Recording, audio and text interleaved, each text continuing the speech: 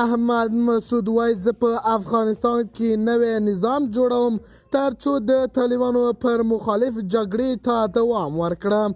احمد مسعود د طالبانو حکومت ته خبرداری ورکړې او وایي موږ په پنجشیر کې په قلاره نه کینو.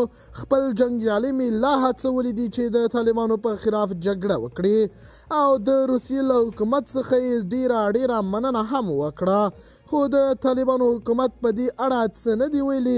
احمد مسعود روسیه د افغانستان دوست هیواد وباله. سلام، ستړي مشئ، وخت مو بخیر. هیله لرم چې جوړ او روغ به په سر کې یادونه کوم. که باور ټي وي چینل مو نوي سبسکرایب کړئ، په درنښت سره باور ټي وي چینل سبسکرایب کړئ. د ملي مقاومت په نامه د ټولوالې مشر احمد مسعود په افغانستان کې د نظام جوړښت لپاره د ټول پوښتنې غوښتنه کړې ده. نوموړي دغه څرګندونې په مسکو کې ناستې ته کړې دي. د طالبانو حکومت په دې اړه څه نه وایي.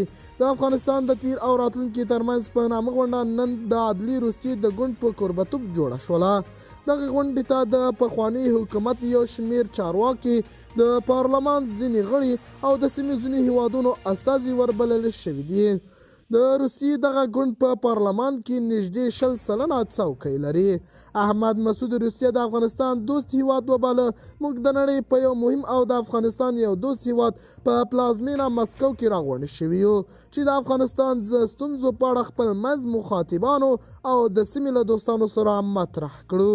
د باور ټي وي چینل درنو لیدونکو دا و زموږ ته د مهال چمتو کړی خبر.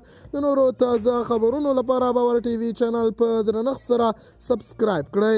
الله پامان، تر بیا ښې چارې.